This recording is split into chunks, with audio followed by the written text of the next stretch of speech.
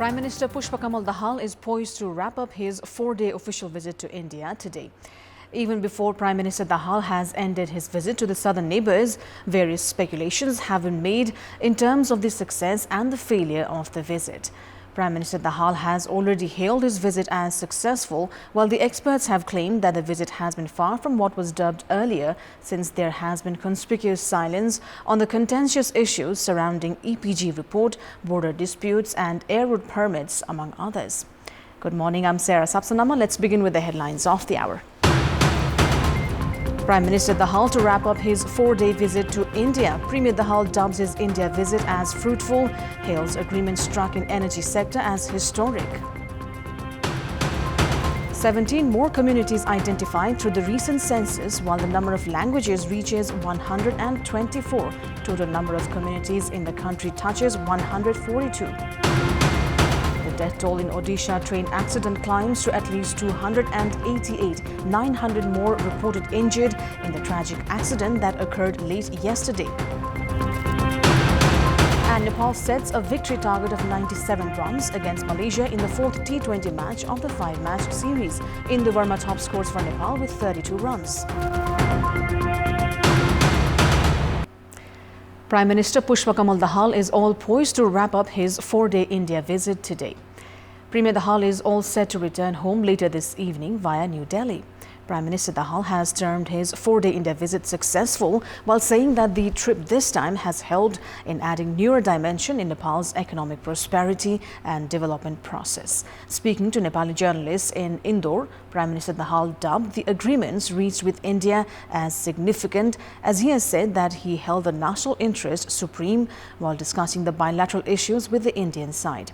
Premier Dahal viewed that the agreement struck in the energy sector will help rope in massive investment for energy development in the coming years. Apart from striking 7 different agreements, Prime Minister Dahal has also called on Indian President Draupadi Murmu, among other top Indian leaders.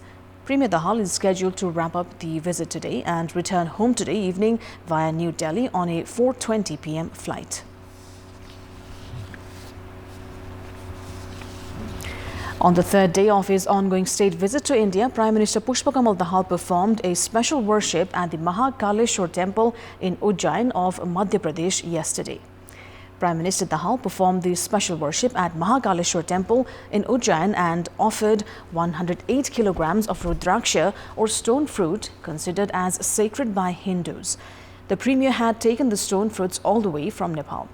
Prime Minister Dahal had also reached Indore, the commercial capital of Madhya Pradesh. He was welcomed in Indore by Chief Minister Shivraj Singh Chauhan.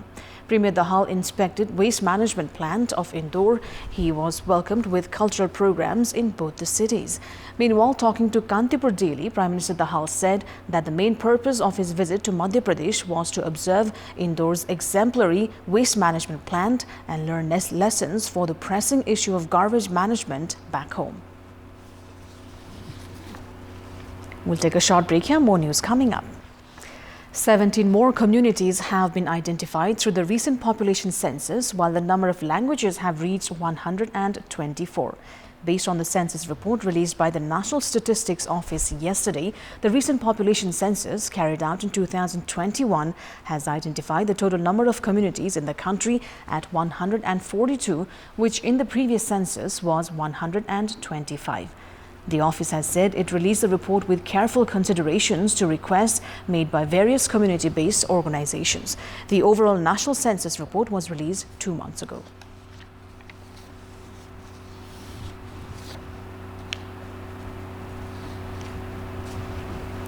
And it's time now for our segment Public Pulse, where you text us with your opinion. Public Pulse. The question is, why have irregularities intensified in the cooperative sector? Your options are A, absence of monitoring, B, managerial lapses, and C, lack of awareness. The voting is on. Type NEWS, select your option A, B or C and send it to 34001 to share your opinion with us. Let's move on to the international update.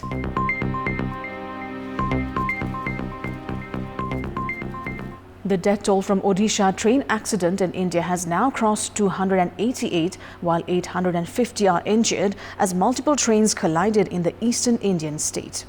More than 200 ambulances were sent to the scene in Balasore district, says Odisha's Chief Secretary Pradeep Jaina. One passenger train is thought to have derailed before being struck by another on the adjacent track late yesterday. It is India's worst train crash this century. Officials say the death toll is expected to rise further. Indian Railways said the two services involved were the Coromandel Express and the Howrah Superfast Express. Sudhanshu Sarangi, Director General of Odisha Fire Services, said that the death toll stood at 288.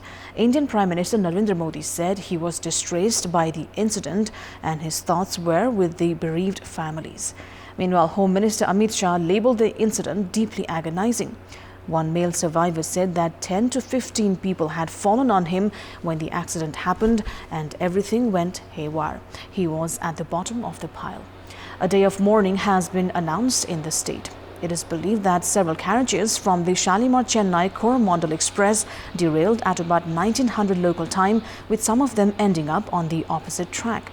Another train, the Howrah Superfast Express, travelling from Yeshwantpur to Howrah, is then thought to have hit the overturned carriages. Indian officials said that a goods train, which was stationary at the site, was also involved in the incident. India's worst train disaster was in 1981 when an overcrowded passenger train was blown off the tracks and into a river during a cyclone in Bihar state, killing at least 800 people.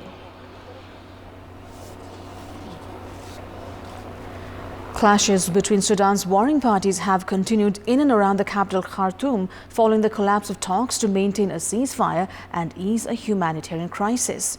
Sudan saw heavy clashes between the Sudanese armed forces and the rival rapid support forces in the south and west of Khartoum and in the north and south of its neighboring city, Omdurman. The two sides fought over strategic areas such as the National Mint, the building of the country's state television, and several military bases. The Sudanese armed forces were deploying a buildup of troops in Khartoum and have taken over a military base south of the capital, previously held by the RSF, according to local news outlets. Clashes were also intense in North Kordofan state in central Sudan. The warring parties have been fighting for days over the airport in El Obeid after the Sudanese armed forces fought back against an attempt by the RSF to besieging the city. Representatives of the SAR and the paramilitary RSF signed the agreement on a 7-day ceasefire for humanitarian purpose in Jeddah of Saudi Arabia on May 20th. The agreement entered into force at 2145 Khartoum time on 22nd of May, 48 hours after the signing, and expired at 2145 Khartoum time on 29th of May. Later, the two sides further agreed to a 5-day extension of a ceasefire agreement they signed on 20th of May. But fighting continued, with both sides accusing each other of breaking the agreement. After a rocky start to a week of negotiations, around 180 countries agreed to develop a first draft by November of what could become the first global treaty to curb plastic pollution by the end of next year. Country delegations, NGOs and industry representatives gathered in Paris this week for the second round of talks toward a legally binding pact to halt the explosion of plastic waste that harms the environment, from its carbon-intensive production to its end life in dumps, landfills, shorelines and oceans. Though the first half of the 5-day negotiations was spent arguing over procedural issues, delegations split in two groups to discuss a range of control measures that can be taken to stop plastic pollution, as well as whether countries should develop national plans or set global targets to tackle the problem. Countries have now agreed to prepare a zero-draft text of what would become a legally binding plastics treaty that reflects the wide range of positions taken by different countries by the start of next round of talks to be held in Nairobi, Kenya in November, and work between negotiation sessions on key questions such as the scope and principles of the future treaty.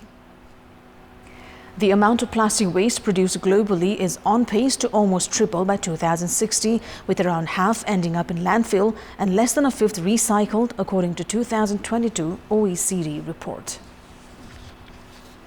U.S. President Joe Biden said he will sign into law later today the bill passed by Congress this week to raise the U.S. debt ceiling and curb spending. After nail-biting negotiations, both the Senate and House of Representatives passed a bill that lifts the government's $31.4 trillion debt ceiling, averting what would have been a first-ever default as early as 5th of June.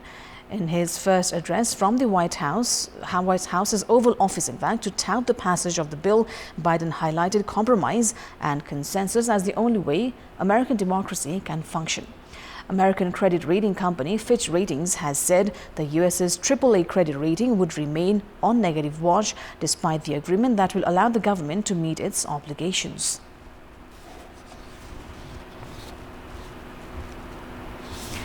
Meanwhile, U.S. Vice President Kamala Harris urged Congress to pass common-sense reforms to curb gun violence in the country. Harris was marking Gun Violence Awareness Day in Springfield, Virginia. U.S. President Joe Biden has urged Congress to ban assault weapons, expand background checks, and implement other measures. According to the Gun Violence Archive, as of May 31st, over 17,000 people in the U.S. had died in 2023 as a result of guns, including by suicide. The number includes 109 children under the age of 12.